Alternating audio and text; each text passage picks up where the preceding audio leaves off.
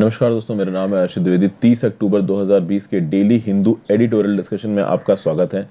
देखते हैं कौन कौन से आर्टिकल्स डिस्कस करेंगे। पहला आर्टिकल है the India US defence partnership is deepening.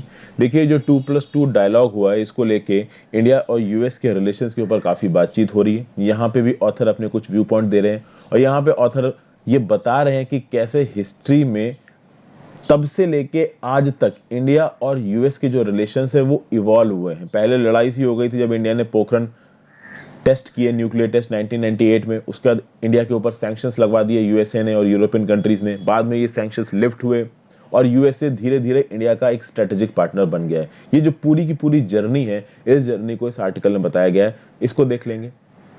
फिर नेक्स्ट आर्टिकल जो आज हम डिस्कस करने वाले हैं वो है an eviction in Sri Lanka this day that age. अब देखिए, इसमें कितना एग्जाम्स के लिए इंपॉर्टेंट है ये तो मैं नहीं कह सकता, लेकिन ठीक है, काम बढ़ के आर्टिकल्स आज देखते हैं और कुछ इंटरेस्टिंग सी इन्फॉर्मेशन है। यहाँ पे ये बताया गया कि देखिए, ये जो धर्म के नाम पे लड़ाई चलती है केवल इंडिया में नहीं चलती है, ये श्रीलंका में भी चल रही है। तो आपको मैंने पहले भी कई बार श्रीलंका का नक्शा दिखाया और मैंने आपको बताया कि जो तमिल डोमिनेटेड एरियाज हैं, तो आप कह सकते हो कि जो नॉर्दर्न प्रोविंसेस हैं आपकी श्रीलंका की, वो तमिल डोमिनेटेड है।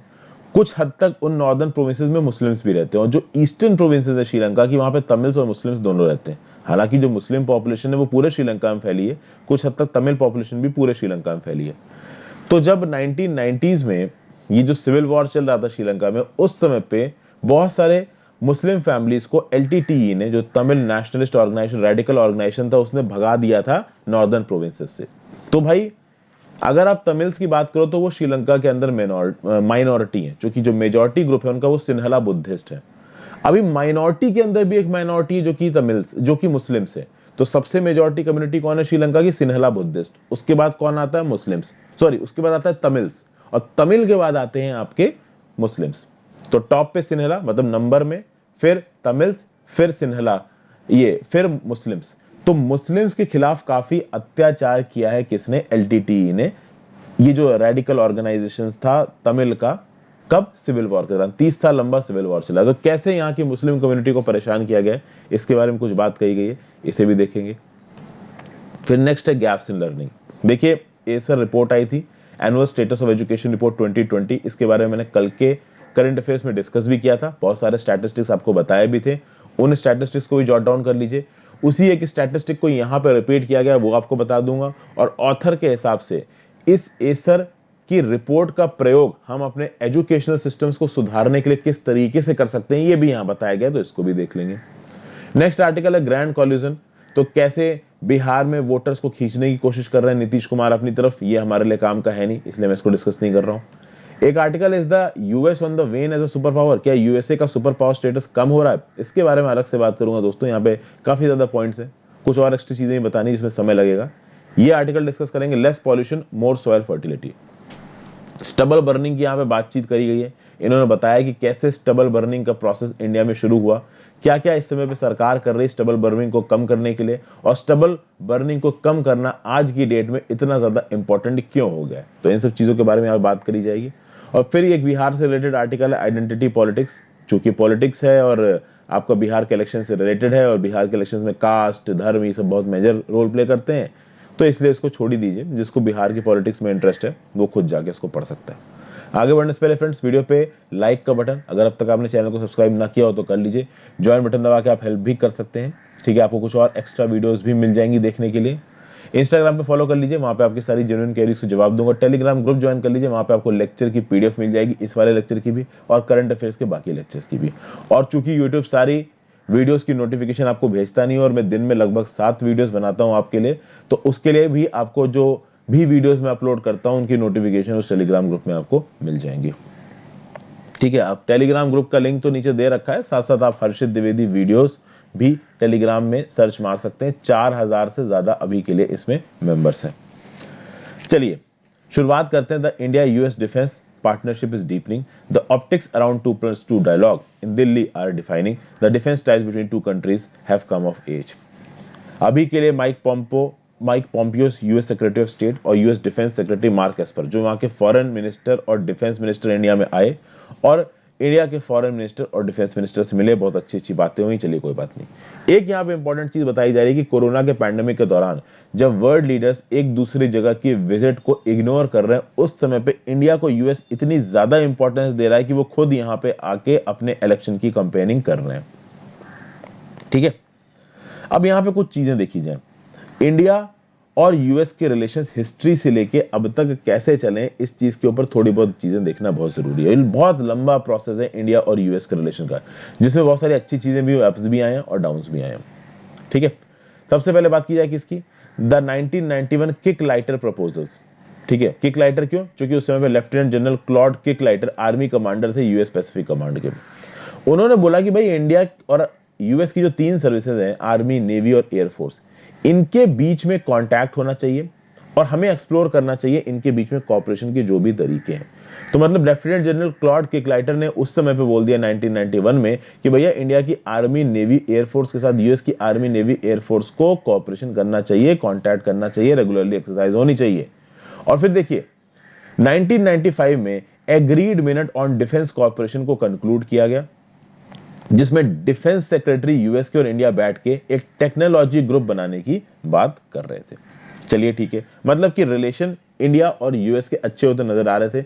इस समय तक इंडिया को यह दिखने लगा था कि यूएसए से रिलेशन अच्छा करके बहुत फायदा है, क्योंकि पाकिस्तान को अब तक, ये 1995 का समय चल रहा है, पाकिस्तान को अब तक यूएस के साथ रिलेशनशिप में काफी फायदा हो चुका था। ये तो चलिए ठीक है, लेकिन फिर कुछ चीजें बदल गई। आपको पता है कि जो कोल्ड वॉर है वो कोल्ड वॉर खत्म हो गया, यूएसए एक सिंगल पावर बन के आया दुनिया में। पहले तो यूएसएसआर भी एक बहुत बड़ी पावर थी, लेकिन उसके बाद यूएसएसआर का विघटन हो गया और यूएसए एक सिंगल बड़ी पावर बन के आया दुनिया के सामने। अब उस समय पे अटल बिहारी वाजपेयी जी के दौरान, मतलब उनकी प्राइम मिनिस्टरशिप के दौरान, इंडिया ने करे न्यूक्लियर टेस्ट 1998 पोखरण में। इसकी कहानी, वो जो पोखरण मूवी है जॉन अब्राहम वाली, वो आपने देखी ही होगी। ठीक है, तो जब 1998 में इंडिया ने न्यूक्लियर टेस्ट कर दिया, यूएसए को गुस्सा आ गया। यूएसए के सैटेलाइट्स लगातार मॉनिटरिंग करते थे, लेकिन उसको स्किप करते हुए हम लोगों ने न्यूक्लियर टेस्ट कर दिए। बड़ा जबरदस्त तरीके से पिक्चर में दिखा रखा है, अच्छा भी लगा, आपको भी देख ही लीजिए, बढ़िया ही है। तो जब हम लोग एक न्यूक्लियर पावर बन गए, यूएसए को आ गया गुस्सा। यूएसए ने इंडिया के ऊपर बहुत सारे इकोनॉमिक सैंक्शंस लगा दिए, इंडिया को इंटरनेशनली बहुत ज्यादा क्रिटिसाइज किया गया, यूरोपियन कंट्रीज ने भी हमारे ऊपर सैंक्शंस लगाए, काफी कुछ हुआ। अब सैंक्शंस लग गए तो लग गए, अभी लग गए तो क्या ही कर सकते हो। उसके बाद टॉक्स शुरू होंगी। 18 राउंड्स ऑफ टॉक्स हुई 2 साल के लिए, जिसमें एक तरफ थे US deputy secretary of state Strobe Talbott और दूसरी तरफ थे उस समय के इंडिया के external affairs minister Jaswant Singh ji, जिनका भी रिसेंटली निधन हुआ है। तो उस समय पे मैंने आपको ये चीज बताई थी कि भैया पोखरण अटैक्स के बाद जो 2 साल की टॉक्स हुई थी, वहां पे जसवंत सिंह साहब ने काफी मेजर रोल प्ले किया था और बहुत तगड़ा नेगोशिएशन उन्होंने किया था। सैंक्शंस को धीरे धीरे लिफ्ट किया जाने लगा 2005 में, और इसमें ये जो नेगोशिएशंस थे जसवंत सिंह साहब की काफी काम आए थे। 2005 में एक 10 ईयर का फ्रेमवर्क साइन किया गया इंडिया यूएस के बीच में डिफेंस रिलेशनशिप को लेके, जिसको बाद में फॉलो अप किया गया joint declaration on defence corporation in 2013। तो 2005 से इंडिया और यूएस का फॉर्मल सफर शुरू हुआ डिफेंस कॉर्पोरेशन के मामले में, और धीरे धीरे वो बढ़ता ही गया। 2013 2015 नए नए डिफेंस एग्रीमेंट साइन होते गए। उसमें जो सबसे इंपॉर्टेंट चीज हुई बीच में, वो थी भैया 2008 का India US civil nuclear deal. उसके साथ साथ ये जो फ्रेमवर्क साइन हुआ था 2005 में, बहुत सारी चीजें लेके आया ये। फर्स्ट ऑफ ऑल एक इंस्टीट्यूशनल मैकेनिज्म लेके आया, जिसके तहत ये कहा गया कि भाई कोऑपरेशन किया जाएगा ज्वाइंट एक्सरसाइजेज में, इंटेलिजेंस एक्सचेंजेस में, joint training for multinational operations, disaster relief, humanitarian assistance. जब भी डिफेंस रिलेशनशिप की शुरुआत होती ना, वो सीधे बंदूकों, टैंकों और गोलों को देने से नहीं होती है। पहले जो कोऑपरेशन होता है वो थोड़ा माइल्ड लेवल का होता है, जैसे joint exercises, intelligence exchange, humanitarian resistance, और धीरे धीरे टेक्नोलॉजी ट्रांसफर होने लगती है और sharing of non proliferation best practices होने लगती हैं। शुरुआत में मूवमेंट स्लो था, लेकिन बाद में 2008 के सिविल न्यूक्लियर डील को साइन करने के बाद मूवमेंट थोड़ा तेज होने की स्थिति बनी। अब यहां पे जो मूवमेंट स्लो था 2004 से लेके 2014 तक के टाइम पीरियड में, उसकी वजह केवल यूएसए नहीं थी। इंडिया में जो रूलिंग पार्टी थी ना उस समय की इंडियन नेशनल कांग्रेस, कहीं ना कहीं वो यूएस के साथ एक लिमिट से ज्यादा अपने रिलेशन को अच्छा नहीं करना चाहते थे, क्योंकि उनको ऐसा लगता था कि यूएस से एक लिमिट से ज्यादा रिलेशन अच्छे करेंगे तो जो हमारी स्ट्रेटेजिक ऑटोनॉमी है वो कॉम्प्रोमाइज हो सकती है। और भी उनके डोमेस्टिक कंपल्शंस थे। भाई कोलिशन पॉलिटिक्स का जमाना था, अपोजिशन पार्टीज अपोज कर रही थी कि हम अपना सपोर्ट खींच लेंगे, तो इस तरीके की चीजें भी काफी प्रॉब्लम कर रही थी। अब यहां पे कुछ और चीजें हो रही हैं दोस्तों, जो यूएस के लिए इंडिया को इंपॉर्टेंट बना रही हैं। इंडिया की इकोनॉमी ओपन हो गई थी 1991 में, इंडिया में बाहर का प्राइवेट इन्वेस्टमेंट आ रहा था, और आपको पता है कि यूएस में जो कैपिटलिस्ट क्लास है, जो बिजनेस क्लास है, वो बहुत ज्यादा डोमिनेंट है। वो दुनिया भर में मार्केट्स घूमती रहती है इन्वेस्टमेंट करने के लिए, पैसा कमाने के लिए। तो इंडिया की जो इकोनॉमी है वो एनुअली 7% से बढ़ रही थी, और जो bilateral trade in goods and services था इंडिया यूएसए के बीच में, वो $20 बिलियन था 2000 में, और 2018 में वो हो गया $140 बिलियन। तो मतलब कितना जबरदस्त इंक्रीज हुआ है। 2000 में $20 billion was a bilateral trade, and in 2018 it came to $140 billion. फिर अब तक इंडिया का जो डायस्पोरा था, इंडिया के जो लोग थे जो यूएसए में जाके इस्टेब्लिश हुए थे, वो भी बहुत स्ट्रांग होने लगे थे। तो भैया जो यूएसए का हाउस ऑफ रिप्रेजेंटेटिव्स है, यूएसए की जो सेनेट है, उसमें ये इंडियन ओरिजिन के लोग डोमिनेंट होने लगे थे। इंडिया ने यूएसए से बहुत सारे डिफेंस इक्विपमेंट्स को खरीदना शुरू कर दिया। तो 2005 तक यूएसए जो इंडिया के डिफेंस परचेजर्स थे वो थे $400 मिलियन। उसके बाद आप देखिए कि अब वो $18 बिलियन के आसपास पहुंच चुके हैं। तो मतलब कि कहीं ना कहीं अब ये चीज समझ में आने लगी यूएसए को कि इंडिया के साथ रिलेशन बनाना उन्हीं के फायदे में है। इंडिया के फायदे में तो है ही, बट उनके फायदे में। एक लिमिट से ज्यादा अगर इंडिया के ऊपर अगर हम लोग सैंक्शन लगाएंगे तो उसका भला किसी को होने वाला है। और जब भी रिलेशनशिप को अच्छी करने की बात होती है तो फॉरेन जो डिग्निटरीज हैं उनकी विजिट बहुत इंपॉर्टेंट होती है। देखा जाए तो जिमी कार्टर आए थे यूएस प्रेसिडेंट 1978 में इंडिया। जिमी कार्टर के बाद जो प्रेसिडेंट ट्रेवल करेंगे इंडिया में वो होंगे आपके बिल क्लिंटन। बिल क्लिंटन लगभग आप समझ लीजिए कि 22 साल बाद दिल्ली आएंगे, ठीक है ना। ही विल कम 22 ईयर्स, मतलब जिमी कार्टर के 22 साल बाद वो इंडिया में एंट्री मारेंगे। और ये सब बहुत ग्रेजुअली हुआ है। 1991 में आए थे किकलाइटर प्रपोजल्स, 1998 में हो गए थे Pokhran test, India US relation बहुत खराब हो गया। उसका 2000 के लगभग आपके बिल क्लिंटन आए इंडिया में। किसने बुलाया? अटल बिहारी वाजपेयी जी ने, जो कि उस समय पे अटल बिहारी वाजपेयी जी हमारे प्राइम मिनिस्टर थे। और फिर जब बीजेपी की सरकार चली गई तो इंडियन नेशनल कांग्रेस की जो सरकार बनी मनमोहन सिंह जी के अंदर, उसने भी जो बुश एडमिनिस्ट्रेशन था उसके साथ रिश्तों को अच्छा करने की कोशिश की, और मनमोहन सिंह जी के ही एफर्ट्स थे कि 2008 में सिविल न्यूक्लियर डील साइन हो जाए, क्योंकि बहुत सारा डोमेस्टिक अपोजिशन था इस सिविल न्यूक्लियर डील के अगेंस्ट। अब बात करते हैं नरेंद्र मोदी साहब की। नरेंद्र मोदी जी के आने के बाद जो हेजिटेशंस ऑफ हिस्ट्री थी उसको पूरी तरीके से हटा दिया गया। यानी कांग्रेस की सरकार के दौरान जो भी थोड़ा बहुत डोमेस्टिक अपोजिशन था यूएस के तरफ, उसको बिल्कुल हटाया नरेंद्र मोदी जी ने, और इस रिलेशनशिप को सामने लेके गए। पहले तो उन्होंने डेमोक्रेटिक पार्टी के जो प्रेसिडेंट थे ओबामा साहब, उनके साथ एक joint strategic vision for Asia Pacific sign किया and Indian Ocean region in 2015।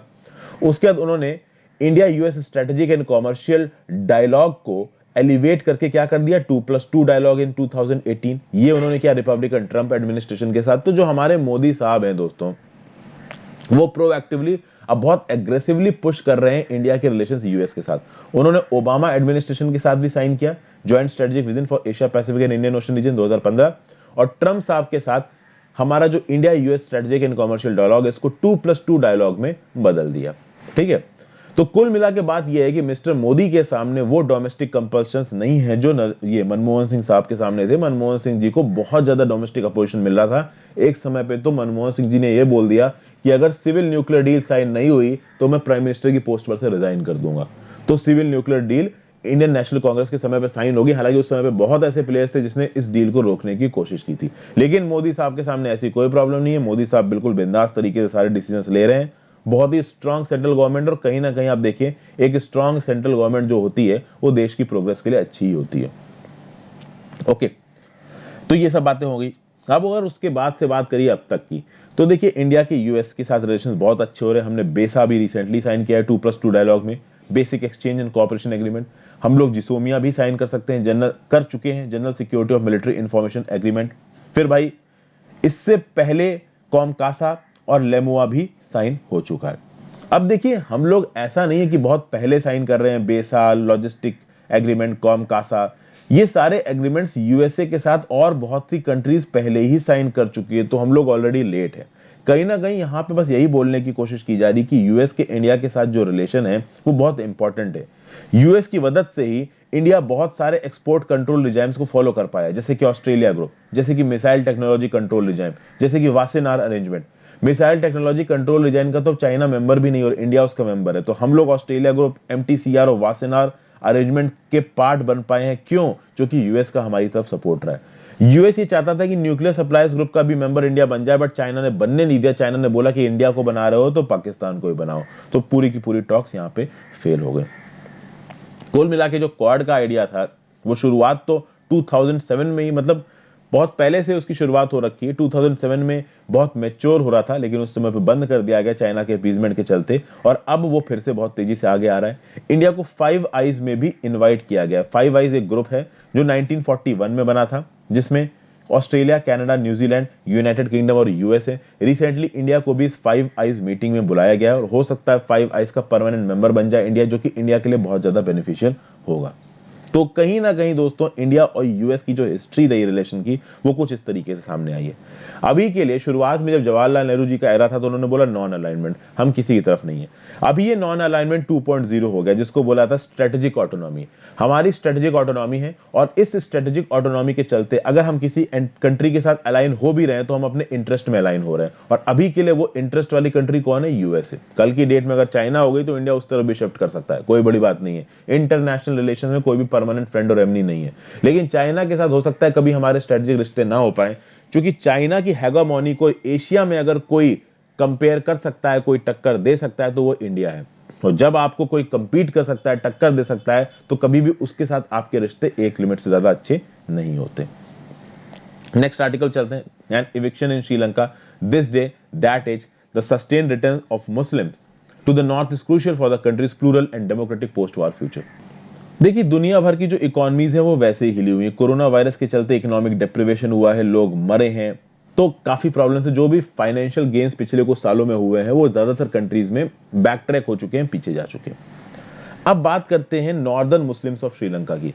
अगर आप श्रीलंका के नक्शे को देखो दोस्तों, तो जो नॉर्दर्न हिस्सा है यहाँ पे तमिल सेक्शन डोमिनेंट है, और पहले मुस्लिम सेक्शंस भी यहाँ रहा करते थे। तो जो ईस्टर्न प्रोविंसेस हैं आपकी श्रीलंका की, यहाँ पे भी तमिल और मुस्लिम्स मेजॉरिटी में थे। मेजॉरिटी मतलब सिग्निफिकेंट पॉपुलेशन थी इनकी, और बाकी जो पूरा का पूरा इलाका है श्रीलंका का, वहां पे सिन्हला बुद्धिस्ट डोमिनेंट है। 30 अक्टूबर 1990 की बात हो रही है। श्रीलंका के नॉर्दर्न मुस्लिम्स, जो कि लगभग 75,000 पॉपुलेशन थी, इनको जबरदस्ती उखाड़ के एलटीटीई के द्वारा इनको उखाड़ के भेज दिया गया। कहीं ना कहीं इनका परसिक्यूशन हो रहा था एलटीटीई की तरफ से। एलटीटीई ने बोला कि we are the sole representative of Tamils, और ये हमारा होमलैंड है, यानी जो नॉर्दर्न वाला हिस्सा है जाफना के आसपास वाला, जहां पे बहुत ज्यादा, जाफना तो खैर बहुत ही ज्यादा नॉर्थ में है, लेकिन ये पूरा का पूरा हिस्सा जहां पे तमिल सेक्शंस डोमिनेट थे, यहां पे एलटीटी का राज चलता था। और एलटीटी ने बोला कि जितने भी मुस्लिम से निकलो। तो मतलब कि एलटीटी इस इलाके को सिर्फ अपना डिक्लेयर कर रहा था, और किसी भी प्रकार की माइनॉरिटी के लिए यहाँ पे कोई जगह नहीं थी। तो बहुत सारी मुस्लिम फैमिलीज को कुछ शॉपिंग बैग्स उठा के और कुछ 100 रुपए हाथ में लेके निकलने पड़ा। अभी आप देखो, 30 अक्टूबर 1990 से 30 अक्टूबर 2020 हो गया है आज। 30 साल बीत गए हैं इस इनह्यूमन एक्सपल्शन को। कम से कम फॉर्चुनेटली ये इतना गंदा इवेंट था, इसको कोई याद नहीं करता, बट यस, इस इवेंट को अक्सर कर पॉपुलर कल्चर में इसलिए याद दिलाया जाता है ताकि लोगों को, दुनिया की कम्युनिटी को, मतलब दुनिया भर के लोगों को और खासकर श्रीलंका के लोगों को याद रखा जा सके कि आपने मुस्लिम्स के खिलाफ वहां पे क्या क्या अत्याचार किए। तो भाई, since and the over the last decade, since the end of war, remembering this act of ethnic cleansing at gunpoint was a way of mobilizing support for resettling this long suffering community। यानी जो northern Muslims थे, जिनको आपने उनकी जगह से उखाड़ के भेज दिया, कुछ कुछ तरीके से कश्मीरी पंडित की तरह। जैसे कश्मीरी पंडित को नहीं कश्मीर से उखाड़ के बाहर फेंक दिया था कि निकलो यहाँ से, तुम्हारी ये जगह नहीं है, वो बेचारे दौड़े दौड़े गए। कुछ इस तरीके से ही यहाँ पे नॉर्दर्न मुस्लिम्स के साथ हुआ। एलटीटी ने इनको बोला कि उठो यहाँ से और निकलो इधर से, और इनको उखाड़ के बाहर फेंक दिया गया। और ये जो लोग हैं, ये रिफ्यूजी कैंप्स में जाने कितने सालों से रह रहे हैं, जनरेशंस इनकी रिफ्यूजिंग कैंप में रह रही हैं, और गन पॉइंट पे इनको उखाड़ के बाहर भेज दिया गया। तो इस 30 अक्टूबर 1990 वाले इवेंट को अक्सर कर श्रीलंका में याद किया जाता ताकि श्रीलंका की जो रूलिंग कंपनसेशन है और जो श्रीलंका के लोग हैं वो इस बात को समझ सके कि भाई इन लोगों के खिलाफ अत्याचार हुआ है, और अब इस अत्याचार को रिवर्स करने की जरूरत है। इनको ये हक देने की जरूरत है कि ये वापस अपनी जगहों पे जाएं और वहां पे जाके रहें। ठीक है, तो आप देखिए, जो तमिल्स हैं, they are already a minority in Sri Lanka. और सिविल वॉर के दौरान यही तमिल के जो रेडिकल ऑर्गेनाइजेशंस थे वो माइनॉरिटी विद इन माइनॉरिटी यानी कि मुस्लिम्स को नॉर्दर्न एरिया से भगा रहे थे। तो कहीं ना कहीं एक ऐसा तमिल नेशनलिस्ट पॉलिटिकल लैंडस्केप बन रहा था जो कि नॉर्दर्न मुस्लिम्स को अपने साथ नहीं रखना चाहता था। और बात यह कि ये नॉर्दर्न मुस्लिम्स तो दोनों तरफ से फंस गए, एक तो तमिल नेशनलिस्ट पॉलिटिकल लैंडस्केप जो एलटीटी था उसकी तरफ से भी फंसे, और दूसरी तरफ सिन्हला बुद्धिस्ट मेजोरिटेरियन फोर्सेस इनको मारने पे लगी हुई थी। तो इतना जबरदस्त पोलराइजेशन हुआ कि इन मुस्लिम्स को समझ ही नहीं आ रहा था कि भाई जाएं तो जाएं कहां। एक तरफ एलटीटी वाले मारने को खड़े हैं और दूसरी तरफ सिन्हला मेजोरिटी हमको मारने को खड़ी है, तो हम कहां जाएं। तो कुल मिला के आप ये देखो दोस्तों कि इन लोगों के साथ भी बहुत अत्याचार हुआ है, इनको समझ में ही नहीं आ रहा कि करें करें क्या। 2009 में श्रीलंका का सिविल वॉर खत्म हो गया। तो ये मुस्लिम कम्युनिटी जिनको नॉर्दर्न प्रोविंसेस से भगा दिया गया था, इन्होंने सोचा कि चलो भाई वापस चलते हैं। कहीं ना कहीं गवर्नमेंट ने भी इनको एश्योरेंस दिया कि ठीक है आप वापस जाइए, हम आपका सेटलमेंट करवाएंगे। ओरिजिनली अगर आप केवल जाफना की बात करो तो जाफना से 8000 मुस्लिम फैमिलीज को निकाल दिया गया था। 2000 मुस्लिम फैमिलीज को वापस लाने की बात करी गई, जिसमें से अब तक 700 फैमिलीज वापस आई हैं। और इन 700 फैमिलीज को बहुत तरीके की प्रॉब्लम्स देखनी पड़ रही हैं। पहले ये जिन जगहों पे रहते थे उन जगहों पे ऑक्यूपेशन हो चुका है, वहां पे अब ये रह नहीं सकते, इनके पास उस जगहों पर रहने की जगह नहीं मिल रही, काम करने के लिए जगह नहीं मिल रही, इकोनॉमिक चैलेंजेस बहुत सारे हैं और इनकी लाइवलीहुड को नुकसान है। और ये सब कुछ एग्रेवेट हो चुका है कोरोना वायरस के दौरान। कोरोना वायरस से पहले फिर भी कुछ इंप्लॉयमेंट अपॉर्चुनिटीज थी, अब वो भी नहीं है। तो मतलब कि फर्स्ट ऑफ ऑल 8000 फैमिलीज में से 2000 फैमिलीज को रिसेटल करने की बात की गई, जिसमें 700 फैमिली आई हैं और वो 700 की फैमिलीज को भी प्रॉपर तरीके से इकोनॉमिक और लाइवलीहुड अपॉर्चुनिटी नहीं मिल पा रहे हैं। और कहीं ना कहीं अब जो मुस्लिम कम्युनिटी है श्रीलंका की, उसको विलीफाई किया जा रहा है, परेशान किया जा रहा है। उसकी कुछ वजह है। देखिए, एक तो साउदर्न श्रीलंका में मुस्लिम्स पे अक्सर कर अटैक होते रहते हैं, वहां की जो मेजॉरिटी कम्युनिटी है वो करवाती रहती। दूसरा, 2019 में एक बॉम्बिंग हुई थी जिसका नाम था एस्टर संडे 2019 बॉम्बिंग। अगर आपको याद हो, ये बहुत फेमस हुई थी एस्टर 2019 बॉम्बिंग। इसमें हुआ क्या कि 3 चर्चेस पे और 3 बड़े बड़े होटलों पे कुछ मुस्लिम रेडिकल्स ऑफ श्रीलंका ने कर दिया हमला। आप देखिए, श्रीलंका की जो आबादी है, पूरे मुस्लिम्स की जो आबादी है श्रीलंका में, वो लगभग 10% है। और कुछ मुस्लिम रेडिकल्स ने एस्टर चर्च 2019 की बॉम्बिंग्स कंडक्ट करवा दी। अब वैसे ही मुस्लिम कम्युनिटी को वहां पे दबाया जा रहा था। अब ये भी बात है कि एक लिमिट ज्यादा किसी को दबाओगे तो उसका रिएक्शन आएगा, वो रिएक्शन आ गया कि भैया बॉम्बिंग हो गई वहां पे। और इन बॉम्बिंग्स की खास बात दोस्तों ये थी, ये बॉम्बिंग्स इसलिए फेमस हुई थी, अगर आपको याद हो, श्रीलंका का एक बहुत बड़ा बिजनेस टाइकून है, उस बिजनेस टाइकून का बेटा इन रेडिकलिस्ट में से था। तो उस समय पे ये बात बहुत उठी थी कि जब आदमी के पास पैसा होता है तो वो किसी रेडिकल एक्टिविटी में इन्वॉल्व नहीं होता है, लेकिन एक श्रीलंकन मुस्लिम बिजनेस टाइकून का बेटा इस रेडिकल एक्टिविटी में इन्वॉल्व था। तो यानी कहीं ना कहीं ये सारी चीजें आपकी आइडेंटिटी से डिपेंड कर रही हैं, आपके पास कितना पैसा है उस चीज से डिपेंड नहीं हो रही है। तो ये जो एस्टर चर्च 2019 की बॉम्बिंग हुई थी ना, इससे जो मुस्लिम कम्युनिटी का विलिफिकेशन है श्रीलंका में और तेज हो गया। मुस्लिम्स को और ज्यादा सस्पिशन से लोग श्रीलंका के अंदर देखने लगे, उनके खिलाफ अटैक्स और ज्यादा बढ़ गए। और श्रीलंका में जो मुस्लिम की पॉपुलेशन है सिग्निफिकेंट है 10%, बट वो इतनी ज्यादा नहीं कि वो अपने आप को प्रोटेक्ट कर पाए। और कहीं ना कहीं जो एक्सट्रीमिस्ट नेशनलिस्ट हैं, सिन्हलाज और तमिल, वो भी इनके अगेंस्ट खड़े हुए हैं। और पूरी दुनिया में ऐसा बोला जा रहा है कि पोलराइजेशन की एक्टिविटीज बढ़ रही हैं। यूएस ने वॉर एंड टेरर चला दिया, इंडिया में भी एंटी मुस्लिम बातें होती हैं, ऐसा ऑथर बोल रहा है। ठीक है, ये सब आर्टिकल में लिखा हुआ है। तो इसके चलते जो रेडिकलाइजेशन है, मुस्लिम रेडिकलाइजेशन श्रीलंका में, ये भी बहुत तेजी से बढ़ रहा है, ऐसा यहाँ पे कहा जा रहा है। और कहीं ना कहीं जो तमिल मुस्लिम रिलेशंस हैं या फिर सिन्हला मुस्लिम रिलेशंस है श्रीलंका के अंदर, ये बहुत ज्यादा अनस्टेबल हो चुके हैं। तो जिन जिन जगहों पे भी मुस्लिम्स रहते हैं वहां वहां वो इनसिक्योर फील करते हैं। अभी इनसिक्योरिटी के चलते जो आप कह सकते हो ना कि लड़ने के चांसेस होते हैं वो बहुत ज्यादा हो जाते हैं।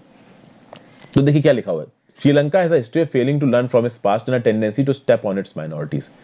And in referring to minorities, we should not limit to the vocal elite in Jaffna, but must include those on the peripheries. Hill countries Tamil जो है, जिसके मुथैया मुरलीधरन ने, मैंने आपको मुथैया मुरलीधरन वाली वीडियो में समझाया भी था, ये प्लांटेशन में काम करते हैं, रूरल मासेस हैं जिनको कास्ट लाइन पे दबाया गया, यानी ये वो माइनॉरिटीज अमंग माइनॉरिटीज, यानी तमिल के अंदर भी वो सेक्शन है तमिल तबका का जिसको दबाया गया है, नॉर्दर्न मुस्लिम्स को भी दबाया गया है। तो कहीं ना कहीं श्रीलंका की पॉलिटिक्स कुछ इस तरीके से निकल के आ रही है कि माइनॉरिटीज को वहां पे दबाया ही जा रहा है, मुस्लिम्स को वहां पे दबाया ही जा रहा है, ऊपर से वहां पे इकोनॉमिक अपहेवल है।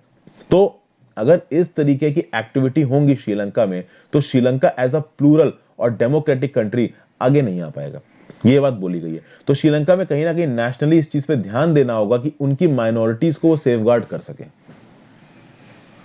तो ये था दोस्तों आर्टिकल, ठीक है। मतलब क्या प्रॉब्लम्स हो रही है वहां की माइनॉरिटीज के साथ, मुस्लिम्स के साथ, इनके बारे में यहाँ पे बात की रही थी, वो मैंने आपको बता दिया। एग्जाम्स के पर्सपेक्टिव से तो इतना इंपॉर्टेंट है नहीं, बट ज्यादा आर्टिकल्स है नहीं, तो ये भी डिस्कस कर लिया। फिर आगे बात करते हैं गैप्स इन लर्निंग और rural students and the pandemic. यहाँ पे क्या बात करी जा रही है, कोविड-19 का लॉकडाउन लगा, और लॉकडाउन के बाद भैया जो भी पढ़ाई की हल्की फुल्की चीजें अवेलेबल थी लोगों के पास, बच्चों के पास, वो बंद हो गई।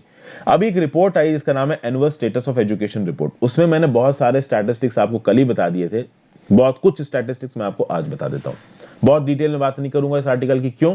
क्योंकि कल मैं इसको कवर कर चुका हूं। ये सर्वे क्या बोलती है, Acer survey 2020, 43.6% of students in government schools without access to smartphone, while 67.3% of those who received learning materials in those institutes got them on WhatsApp। यानी कि गवर्नमेंट स्कूल्स में 43.6% स्कूल्स के पास स्मार्टफोन नहीं है।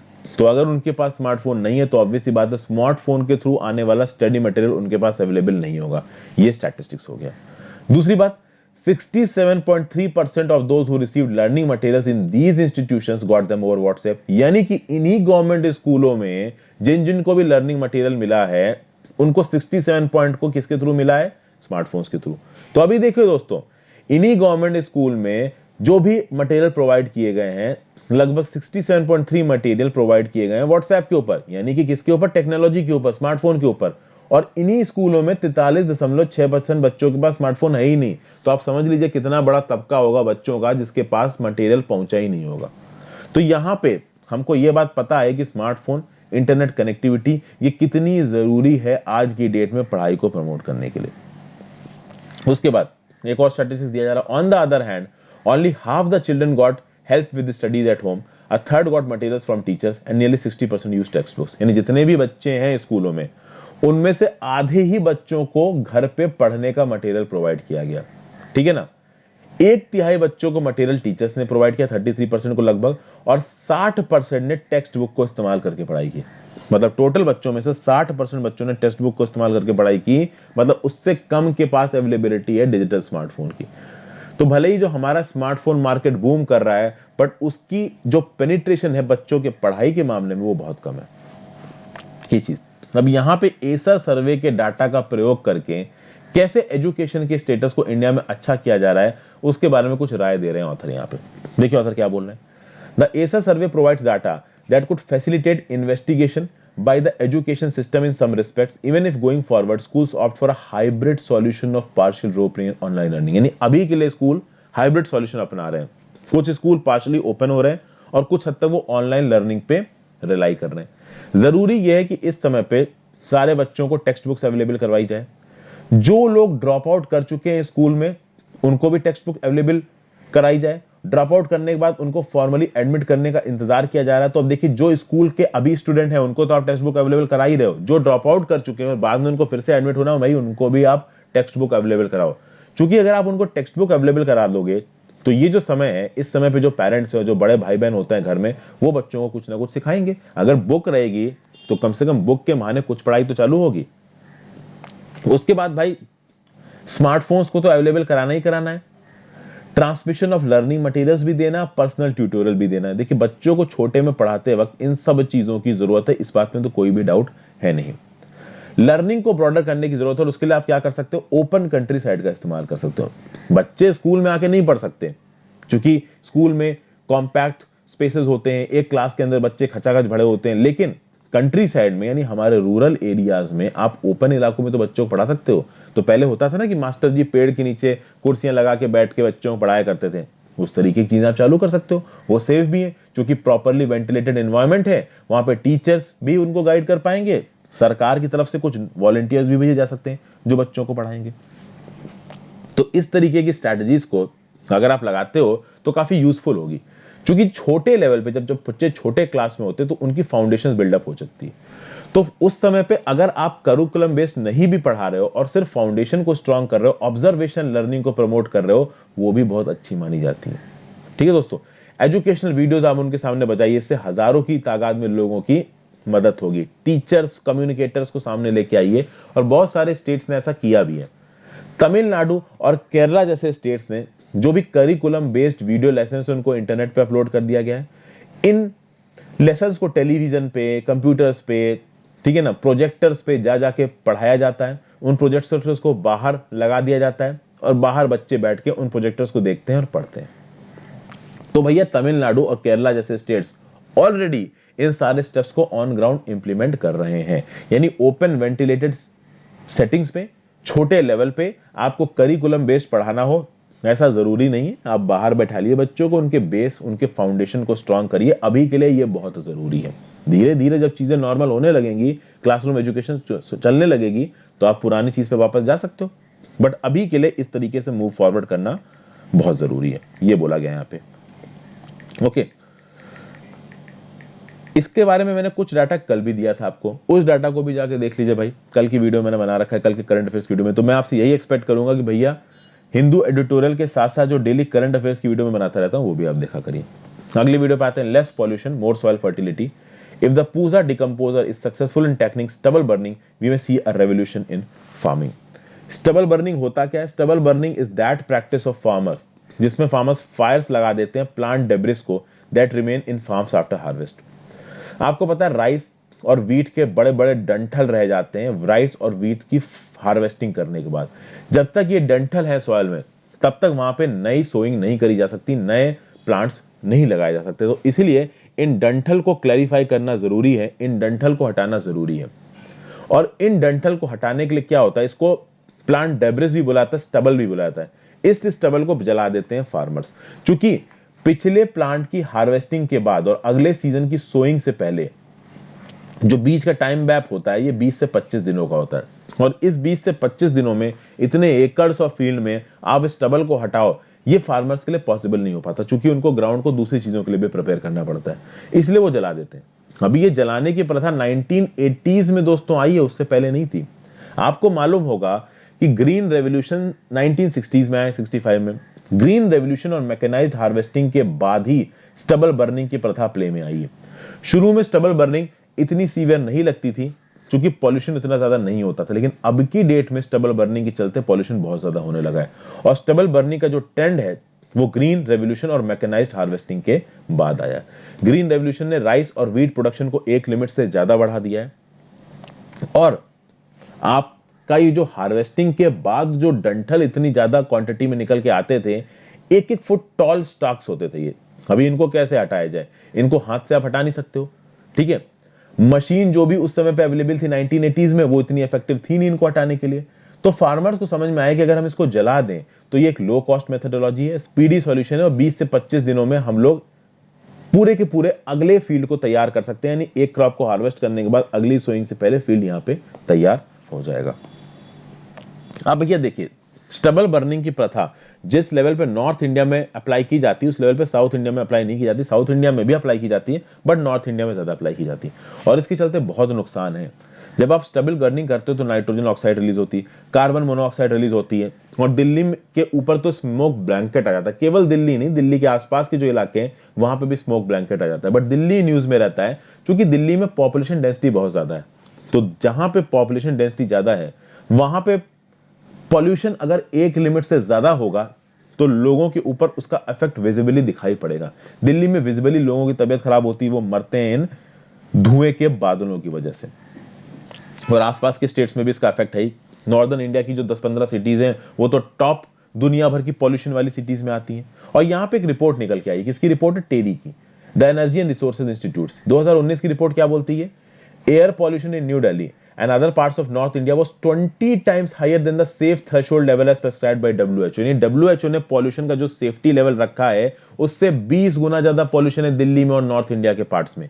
और ये जो स्टबल बर्निंग है, इसका बड़ा डेंजरस इंपैक्ट होता है सॉइल फर्टिलिटी पे। First of all, organic fertilisers जो भी कर रहे होते हैं उसको बेकार कर देती है stubble burning. Ground water levels को रिड्यूस करती है। और स्टबल बर्निंग से जो धुआं निकलेगा, जो गैसेस निकलेंगी, अगर लोग उनको सूंघ के अपने लंग्स में लेके जाएंगे तो उनके लंग्स कमजोर होंगे। और भैया लंग को ही तो अटैक करता है कोरोना वायरस, तो आप इन्फेक्शन को भी बहुत ज्यादा एक्सपोज हो जाओगे। तो कुल मिला के भाई ओवरऑल जो इस इंपैक्ट है इस स्टबल बर्निंग का, वो डेंजरस है। तो क्या स्टबल बर्निंग के अगेंस्ट हमारे देश में कुछ किया गया? बिल्कुल किया गया। 2013 में स्टबल बर्निंग को बैन कर दिया पंजाब गवर्नमेंट में। 2015 में नेशनल ग्रीन ट्राइब्यूनल ने बैन लगा दिया स्टबल बर्निंग पे, राजस्थान, उत्तर प्रदेश, हरियाणा, पंजाब, हर जगह पे। बट हर जगह पे स्टबल बर्निंग आज भी हो रही है, आज की डेट में भी स्टबल बर्निंग हो रही है। ठीक है, अब देखिए हेल्प करने के लिए क्या किया गया फार्मर्स की, एक प्रैक्टिकल सॉल्यूशन ढूंढना पड़ेगा। तो भैया फार्मर्स को अवेलेबल कराए गए हैप्पी सीडर्स, रोटावेटर। उन्होंने बोला है कि आप इस स्टबल को डील करिए हैप्पी सीडर्स के साथ और रोटावेटर के साथ, स्टबल बर्निंग मत करिए, क्योंकि stubble burning is an offence under section 188 of Indian penal code and air prevention and control of pollution act of 1981। तो भले ही ये एक ऑफेंस है, बट स्टबल बर्निंग आज की डेट में भी हो रही है। तो कहीं ना कहीं ये जो सीडर्स और रोटावेटर अवेलेबल कराए गए हैं, शायद ये उतने इफेक्टिव नहीं होंगे, या अगर इफेक्टिव होंगे भी तो ऑब्वियसली बात है हर फार्मर के पास इनकी अवेलेबिलिटी नहीं होगी, महंगे आते होंगे। सुप्रीम कोर्ट भी यहां पे इन्वॉल्व है। ये केस है सुप्रीम कोर्ट का, Aditya Dubey versus union of India. वहां पे सुप्रीम कोर्ट ने एक जो रिटायर्ड जज हैं सुप्रीम कोर्ट के, जस्टिस मदन बी लोकुर, इनकी एक कमेटी बनाई, और ये वन मैन कमेटी जिसमें केवल जस्टिस मदन बी लोकुर है। इनका काम क्या था? मॉनिटर करना और स्टेप्स प्रोवाइड करना कि कैसे स्टबल बर्निंग एक्टिविटी को पंजाब, हरियाणा और यूपी में रोका जाए। ठीक है, इस कमेटी ने बहुत से स्टेप्स बता रखे हैं स्टबल बर्निंग को रोकने के लिए। अथॉरिटीज को तरीके बता रखे हैं कि जैसे एक पर्टिकुलर फील्ड में स्टबल बर्निंग हो, आप तुरंत उसको डिटेक्ट करिए, जिसने भी करी है उसको पकड़ के धमकी दीजिए, कुछ ना कुछ करिए। अब यूनियन गवर्नमेंट ने बोला कि ठीक है, ये जो वन मेंबर कमेटी है ये तो अच्छी बात है, सुप्रीम कोर्ट ने हमको एक रास्ता दिखा दिया है, अब हम जल्द ही एक ऑर्डिनेंस लेके आएंगे और एक परमानेंट कमीशन सेटअप करेंगे एयर क्वालिटी मैनेजमेंट को ठीक करने के लिए, जो जस्टिस मदन बी लोकर कमीशन को रिप्लेस करेगा। तो कुल मिला के गवर्नमेंट भी अब ये बोल रही है कि हम ऑर्डिनेंस लाके इस स्टबल बर्निंग की प्रैक्टिस को रोकने की जरूरत है, क्योंकि स्टबल बर्निंग को हटाना is the need of the hour. अब इसको हटाने के लिए दोस्तों करा क्या जा रहा है? पंजाब और हरियाणा की स्टेट गवर्नमेंट की अगर आप बात करो तो इन लोगों ने कस्टम हायरिंग सेंटर बना दिए, यानी वो फार्मर्स जिनको स्टबल के साथ डील करना है वो इन कस्टम हायरिंग सेंटर के पास आ सकते हैं, इनसे मशीनरी ले सकते हैं, जैसे happy seeder, rotavator, paddy, straw choppers rent पे ले जा सकते हैं। बात यह है कि फार्मर्स पैसा नहीं खत्म करना चाहते। पंजाब और हरियाणा की गवर्नमेंट ने कस्टम हायरिंग सेंटर्स खोल दिए हैं और यहां पे रोटावेटर्स और ये जो paddy, straw chopper, happy seeder available है, लेकिन इनको लेने के लिए भी फार्मर्स को पैसा खत्म करना पड़ेगा और फार्मर पैसा खत्म करना नहीं चाहते।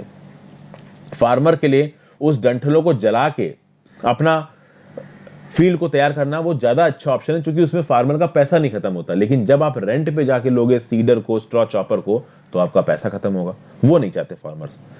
और ये जो हैप्पी सीडर्स हैं, रोटावेटर है, पैडी, स्ट्रॉ चॉपर, इनके काफी फायदे हैं, क्योंकि एक स्टडी कंडक्ट कराई गई इंटरनेशनल मेज एंड व्हीट इंप्रूवमेंट सेंटर के द्वारा, और उसने ये बोला कि जब आप हैप्पी सीडर्स और एसएमएस मशीन्स का इस्तेमाल करते हैं तो एग्रीकल्चर प्रोडक्टिविटी को आप 10 से 15% से ज्यादा बढ़ा सकते हैं और लेबर कॉस्ट को भी घटा सकते हैं, सॉइल को भी ज्यादा फर्टाइल बना सकते हैं। मतलब कुल मिला के अगर आप इंटरनेशनल मेज एंड व्हीट इंप्रूवमेंट की स्टडी पे जाओगे तो आपको यह पता चलेगा कि भाई happy seeder, rotavator, paddy, straw chopper को इस्तेमाल करना बहुत यूजफुल है, बट इंडिया के फार्मर्स इस्तेमाल नहीं करना चाहते, क्योंकि पैसा खत्म होगा और इंडिया के फार्मर्स पैसों के मामले में बहुत डिसएडवांटेज पे रहते हैं। तो अगर स्टेट गवर्नमेंट को, सेंट्रल गवर्नमेंट को इस तरीके की चीजें अवेलेबल करानी है तो पूरी फ्री अवेलेबल करानी पड़ेंगी। एक और इनोवेटिव सॉल्यूशन हमारी यूनियन गवर्नमेंट, केंद्र की सरकार लेके आ रही है, वो क्या है? Union government is testing an innovative method, the Pusa decomposer. ठीक है, एक पूसा डिकम्पोजर को बनाया गया, किसके द्वारा? Indian agricultural research institute Pusa के द्वारा। इसमें क्या होगा? 4 टैबलेट्स हैं, इसमें फंगी स्ट्रेन्स निकाले गए। इन 4 टैबलेट्स को अगर आप पैडी स्ट्रॉ के साथ मिला देते हो तो पैडी स्ट्रॉ ऑटोमेटिकली डिकम्पोज हो जाएगा और उसके बाद आराम से फार्मर्स उस स्ट्रॉ को हटा सकते हैं। मतलब एक सॉल्यूशन आपको स्प्रे करना है जिसमें फंगल स्ट्रेन्स होंगे और वो ऑटोमेटिकली उन डंठलों को डिकम्पोज कर देगा बहुत तेजी से। ये एक रेवोल्यूशन है फार्मिंग में, क्योंकि कहीं ना कहीं वो जो हार्वेस्टर्स थे, वो जो मशीनें थी, वो उन डंठलों को तो हटा सकती थी, बट कहीं ना कहीं लेबर इंटेंसिव काम था और पैसे लग रहे थे। बट सीधे सीधे टैबलेट डाल देने से, आप सॉल्यूशन डाल देने से, जिसको आप बोलते हो पूजा डिकम्पोजर, इसको इस्तेमाल करने से अगर आप सॉइल फर्टिलिटी बढ़ा पाओ, डंठलों को डिकम्पोज कर पाओ, इससे बेटर कोई तरीका ही नहीं है। अगर पूसा डिकम्पोजर वाला आइडिया सक्सेसफुल हो जाता है तो एयर पॉल्यूशन भी कम हो जाएगा, सॉइल फर्टिलिटी भी बढ़ेगी, और बहुत जरूरी है कि इसको प्रोएक्टिव बेसिस पे किया जाए, क्योंकि stubble burning is actually an emergency thing. भैया इतना ज्यादा पॉल्यूशन हो जाता है स्टबल बर्निंग चलते, जो लोग दिल्ली के इलाकों में रहते हैं वो तो इस बात को जानते ही होंगे कि भैया सर्दियों के मौसम में तो दिल्ली में इतना धुआं सा होता है ना, 20 गुना ज्यादा खतरनाक हवा है वो। आप किसी और बीमारी से नहीं मरोगे, उस हवा से ही मर जाओगे, इतनी डेंजरस हवा है। So thank you for watching this video friends, like और शेयर किए बिना मत जाइएगा, चैनल को सब्सक्राइब कर लीजिएगा अगर तक नहीं किया तो।